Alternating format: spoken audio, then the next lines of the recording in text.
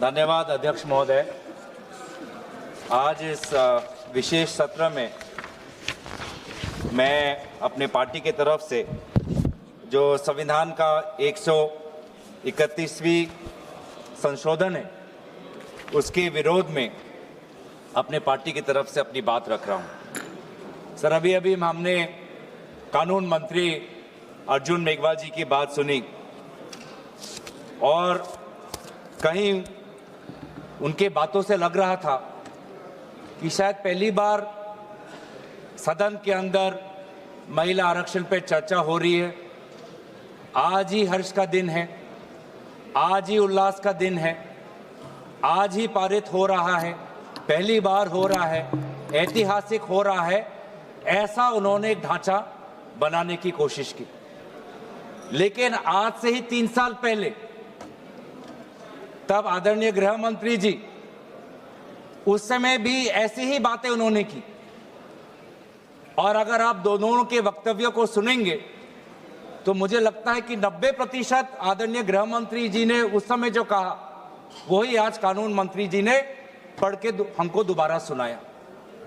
उस समय भी आदरणीय गृह मंत्री जी ने हम सबको श्री गणेश करने के लिए आह्वान जलाया था कि आइए, इससे 2023 से पहले 5 बार महिला आरक्षण पर विभिन्न प्रकार के कानून लाए गए हैं। इस बार तो प्रधानमंत्री मोदी जी उन्होंने एक सशक्त कदम लिया है, इस बार हो जाएगा। उस समय भी ऐसी बातें थी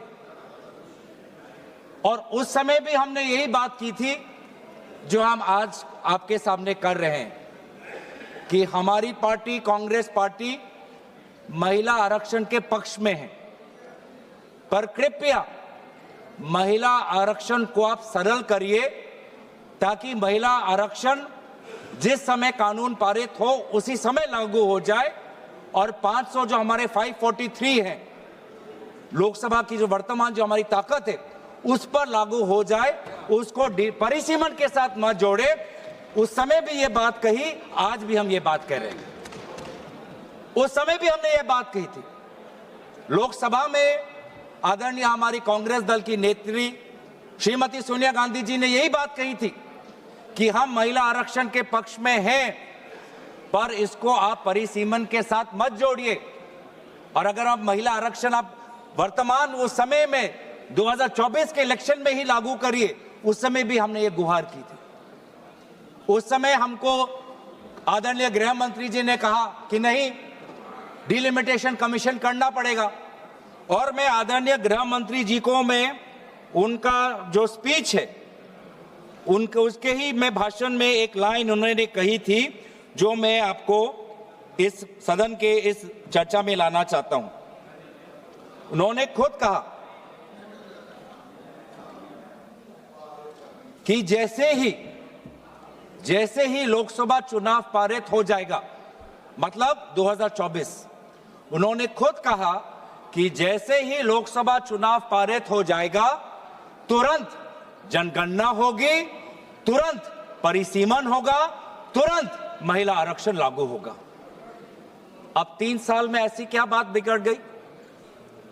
3 साल में ऐसा क्या बदलाव आया कि लोकसभा चुनाव के बाद बस 2 साल ही हुए हैं और अगर आप इस विधेयक के statement of objects and reasons पढ़े तो खुद आज सरकार यह कह रही है कि जो अगला जनगणना होगा, जो अगला परिसीमन होगा, उसमें काफी समय होगा, काफी समय लगेगा और काफी उसमें डिले होगा।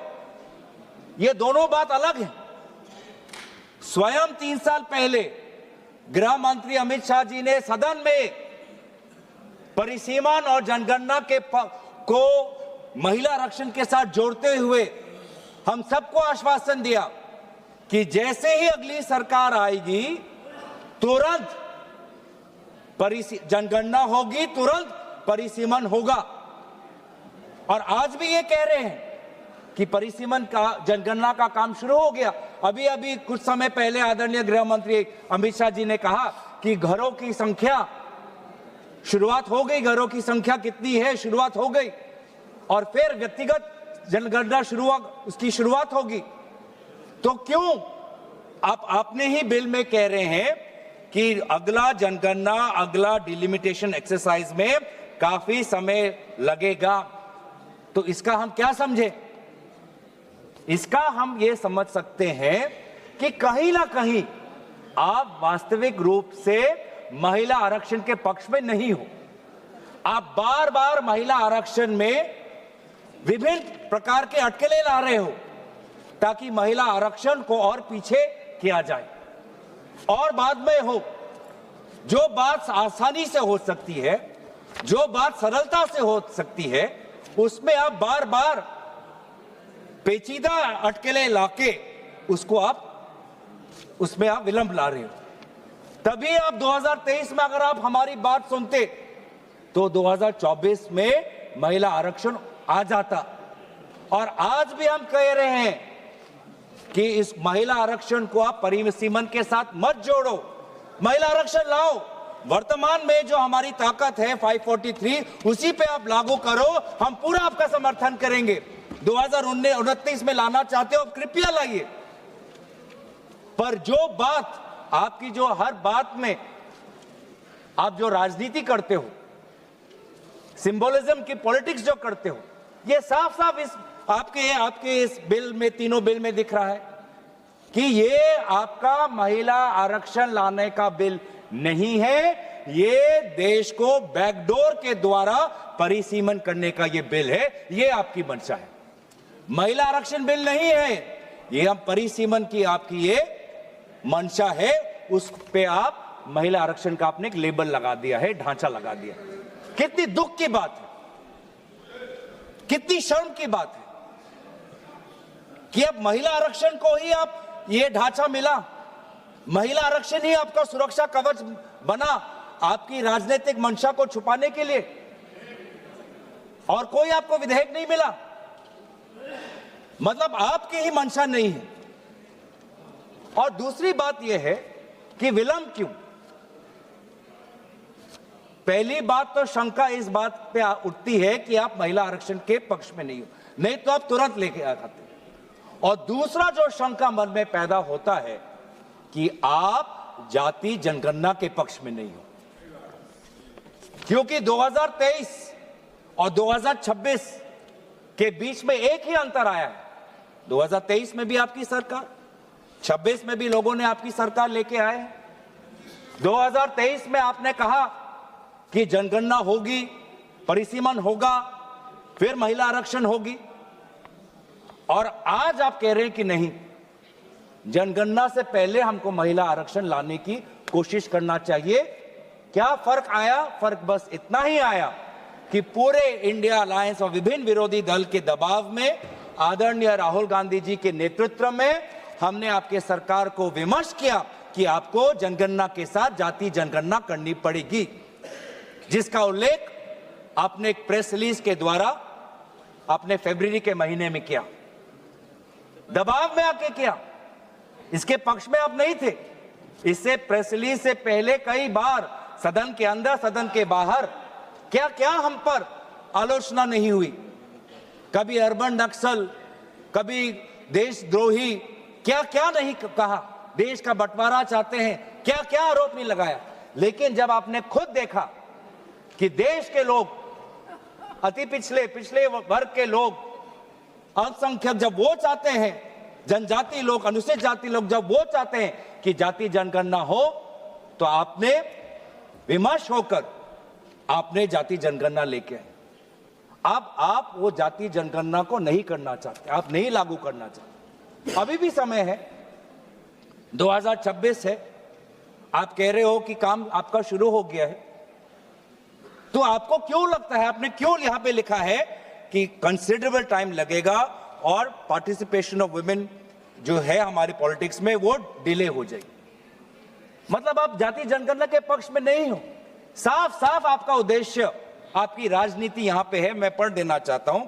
The next census and consequential delimitation exercise thereafter will take considerable time and thus delay the effective and dedicated participation of women in our democratic polity. Hence, the objective of the proposed bill is to operationalize 1/3 reservation for women through a delimitation exercise to be undertaken on the basis of the population figures of the latest published census. ये क्या तरीका है कि महिला आरक्षण को लागू करने के लिए आप एक डिलिमिटेशन को बुलडोज कर रहे हो, आप डिलिमिटेशन। आप जो ये बिल में आप जो ये संख्या लाए हो क्लॉज 3 में कि आर्टिकल 81 ऑफ कॉन्स्टिट्यूशन में संशोधन आना चाहिए कि 815 मेंबर्स आने चाहिए, ये कहां से आया? ये संख्या किसने निर्धारित किया? सरकार। और इसीलिए तो हम इस बिल का विरोध कर रहे हैं कि आज सरकार अपने आप, जो संविधान में लिखा हुआ है कि जो अगला सेंसस होगा 2026, उसके बाद डिलिमिटेशन होगा, आज सरकार ने वो संविधान का पूरा आर्टिकल 81 को खत्म करके खुद अपने आप को ताकत दे रहा है कि नहीं, सेंसस के लिए नहीं हमको रुकना, और अपने आप हमने चुन लिया कि 815 करना है। ये संख्या कहां से आया? नागपुर से आया? किसी शाखा से आया? कहां से आया? कोई सरकारी दस्तावेज, कोई पार्लियामेंट्री पेपर, कोई पार्लियामेंट्री कमेटी की रिपोर्ट, कहां से आया 815 नंबर? क्या आसमान से टपक गया? कहां से आया?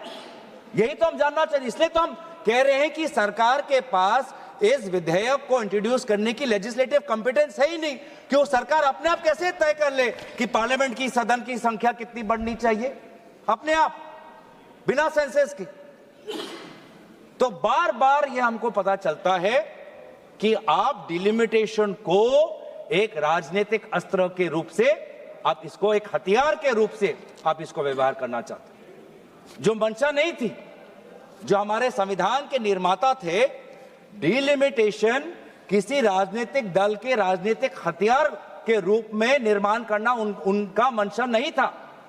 डिलिमिटेशन की मंशा क्या थी कि जैसे जैसे जनसंख्या बढ़ेगी, प्रशासन के लिए, सुशासन के लिए हम अपने डिलिमिटेशन अपने विधानसभाओं का, लोकसभा क्षेत्रों का ऐसा करें ताकि लोगों को प्रशासनिक सुविधा मिले, ताकि सुशासन सुचारू रूप से हो। इस उद्देश्य से डिलिमिटेशन हुआ था। लेकिन हमने देखा है कि इस सरकार के द्वारा किस प्रकार से डिलिमिटेशन को, किस प्रकार से एक निजी और काफी निम्न स्तर की राजनीतिक अस्त्र इसको बनाया गया है। मैं 2 प्रदेशों का उदाहरण देना चाहता हूं कि कैसे आज डिलिमिटेशन का व्यवहार किया जा रहा है। एक जम्मू कश्मीर, दूसरा असम, दोनों प्रदेशों में डिलिमिटेशन, दोनों प्रदेशों में। और एक में क्या हुआ, जम्मू कश्मीर के जब आपने परिसीमन की तो वहां पे आपने डिलिमिटेशन कमीशन बैठाई और वहां पर आपने सेंसस, कौन से सेंसस का आपने इस्तेमाल किया? 2011 का।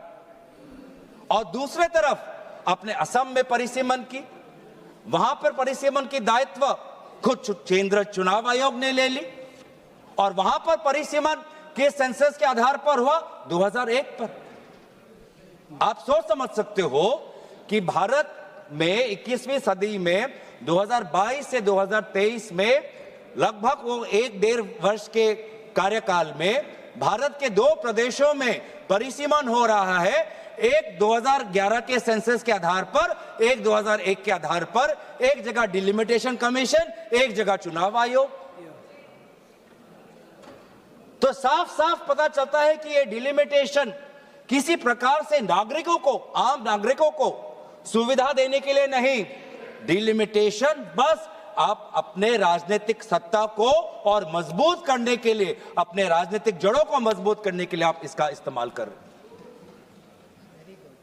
डिलिमिटेशन का तात्पर्य क्या था कि हर जो क्षेत्र हो, चाहे लोकसभा क्षेत्र हो, चाहे विधानसभा क्षेत्र हो, उसकी जनसंख्या लगभग समान होनी चाहिए। मैं बताऊं असम में क्या हुआ। असम में एक लोकसभा है 14 लाख लोगों का और एक लोकसभा है 26 लाख लोगों का। 26 लाख लोगों का। ये किसकी सुविधा देख रहे हो? किसकी सुविधा देख रहे हो आप? आम नागरिकों की तो नहीं हो सकती, क्योंकि वो 26 लाख का लोकसभा क्षेत्र इतना बड़ा है, वो किसी प्रकार से किसी ना प्रशासनिक रूप से ना सुशासन के रूप से वो किसी का फायदेमंद हो सकता है। ऐसा डिलिमिटेशन हुआ है सर कि एक विधानसभा में कहीं 4 जिला परिषद और कहीं 2 जिला परिषद। ऐसा डिलिमिटेशन हुआ है कि एक पंचायत में 10 वार्ड, 2 वार्ड एक विधानसभा में, 3 वार्ड दूसरे विधानसभा में, 3 वार्ड चौथे विधानसभा में। यह है परिसीमन। और अफसोस की बात, इसको हम चैलेंज नहीं कर सकते। और यही जो आज इस प्रकार को अमेरिका में कहते हैं जेरीमैंडरिंग, पूरा कंप्लीट पॉलिटिकल एक्सप्लॉयटेशन, कि कोई एक ज्योग्राफिकल कंटिग्यूटी होती है सर। डिलिमिटेशन में एक और चीज होती है कि geographical, besides administrative efficiency, geographical contiguity होनी चाहिए। लेकिन आज आपने ऐसे क्षेत्र बनाए हैं कि एक नदी के इस पार और एक गांव पहाड़ के उस पार। किस लिए? ये किस प्रकार का ज्योग्राफिकल कंटिग्यूटी है? आप मैप देखिए सर। अब यही चीज जो उन्होंने असम में किया, जो उन्होंने जम्मू कश्मीर में किया, अब महिला आरक्षण के द्वारा पूरे देश में यह कहना चाहते हैं। कितनी शर्मनाक बात है, कितनी शर्मनाक बात है, दुख की बात है। महिलाओं का अपमान है कि आप इस प्रकार का महिलाओं का आप राजनीतिक दुरुपयोग कर रहे हो महिला आरक्षण के नाम पर। आप भारतीय संस्कृति की बात करते हो, भारत की देवी देवताओं की बात करते हो, भारत के उपनिषद और पुराणों की बात करते हो, और यह है आपका मंशा, डिलिमिटेशन। हमने ये खुद देखा है सर कि आज कहीं ना कहीं ये एक शंका है कि एक, आप महिला आरक्षण के पक्ष में नहीं हो, शंका दूसरा कि आप जाति जनगणना के पक्ष में नहीं हो, शंका तीसरा कि आप डिलिमिटेशन नागरिकों के हित में नहीं, डिलिमिटेशन खुद के हित में करते हो, यह भी तीसरा शंका है। और चौथी शंका यह है कि आप संविधान को आप धीरे धीरे आप कमजोर कर रहे हो। संविधान के आर्टिकल 81 में खुद लिखा है कि जो सेंसस, अगला जो सेंसस होगा उसके आधार पर 2026 का उल्लेख वहां पर है संविधान पर। संविधान में उल्लेखित है आर्टिकल 81 में कि 2026 में जो सेंसस होगा, उस जो सेंसस जब पब्लिश होगा तो उसके आधार पर हम आगे बढ़ेंगे, डिलिमिटेशन होगा। अब आज आप इस महिला आरक्षण के बिल के द्वारा आप संविधान को भी कमजोर कर रहे हो। जो 2026 की जो बात आर्टिकल 81 में है, आप उसको भी आप कमजोर करके कह रहे हो कि जब सदन कोई कानून लाएगा तब उस कानून में जिस सेंसस की बात होगी उस सेंसस के आधार पर हम परिसीमन करेंगे। मतलब जो बात संविधान में लिखी है, जिस बात को चाहे किसी दल की सरकार आए उस बात को अमल करना है, आपने उस संवैधानिक सुरक्षा को कमजोर कर आपने एक ऐसा कानून लाना चाहते हो कि सदन में जिसकी ताकत, सदन में जिसकी बल, वो निर्धारित करेगा कि किस सेंसस के आधार पर परिसीमन हो। वाह, तो किस प्रकार से संविधान के पक्ष में हो? ये बिल महिला विरोधी है, ये बिल जाति जनगणना विरोधी है, ये बिल संविधान विरोधी है, ये बिल जो हमारे पूरे प्रदेश का, पूरे देश का जो फेडरल स्ट्रक्चर है उसके विरोध, फेडरल स्ट्रक्चर के विरोध। सर, हमारे अध्यक्ष महोदय,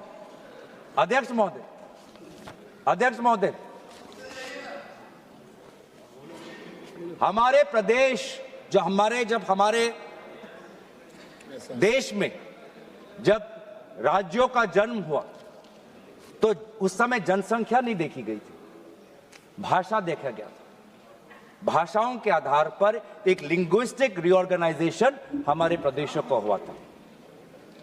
कहीं कहीं जो हमारी एथनिसिटी है, नॉर्थ ईस्ट के जो ट्राइब्स हैं, उनको पता है कि वो एक बड़े ग्रेटर असम के पार्ट में हैं, लेकिन कहीं ना कहीं उनको अपना परिचय बचाना था, अपने भाषा का परिचय, अपने एथनिसिटी का परिचय, अपने परंपरा का परिचय। और इसीलिए वो ग्रेटर असम से, ग्रेटर नॉर्थ ईस्ट फ्रंटियर से वो निकलकर उन्होंने अपने सेपरेट स्टेटहुड की मांग की। जिसके कारण स्वाभाविक रूप से उनकी जनसंख्या कम हुई। आज वो जो मांग उन्होंने की, अपने परिचय की, अपने स्वाधीनता की, अपने भाषा की, अपने जाति की, अपने परंपरा की, आज उसके लिए उनको प्रताड़ित किया जा रहा है, क्योंकि जनसंख्या के आधार पर उनकी कभी ताकत इतनी होगी नहीं कि सदन के अंदर कोई नागालैंड में का होकर बुलंद अपनी आवाज रखे, कोई अरुणाचल का होकर बुलंद अपनी आवाज रखे, कोई मिजोरम का होकर बुलंद अपनी आवाज रखे। आज भी हमारे भारत देश में कई ऐसे प्रांत थे जो स्टेटहुड की मांग कर रहे हैं। गोरखा का एक मांग है, सेपरेट स्टेटहुड की मांग कर रहे हैं। और आज जब वो सेपरेट स्टेट होंगे तो उन्हीं की जो जनसंख्या है उनके कारण उनको कमजोर किया जाएगा।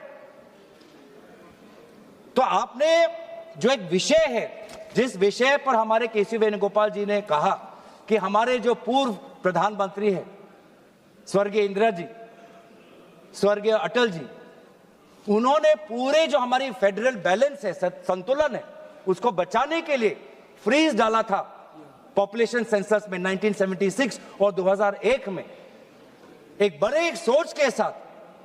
आज आप उनसे भी परे हो रहे।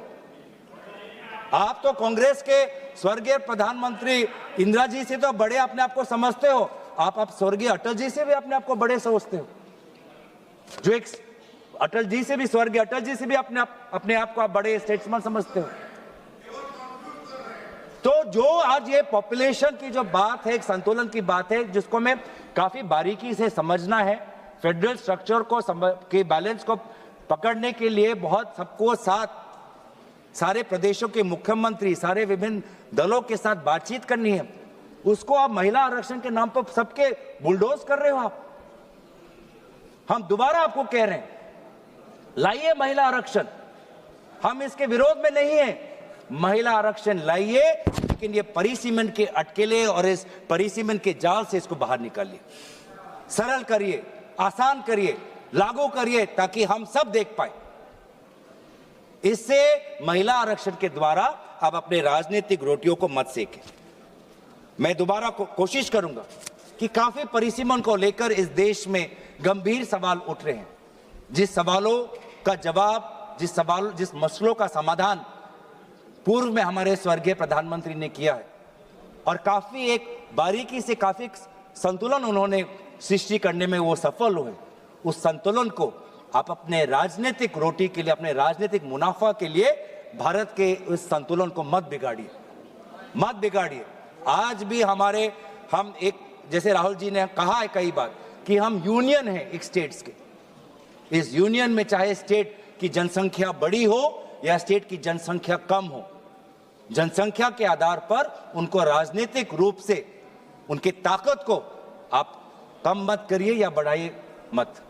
सबको तवज्जो मिले, भारत की जो हमारी अखंडता है वो अमल रहे और भारत हमेशा सशक्त रहे।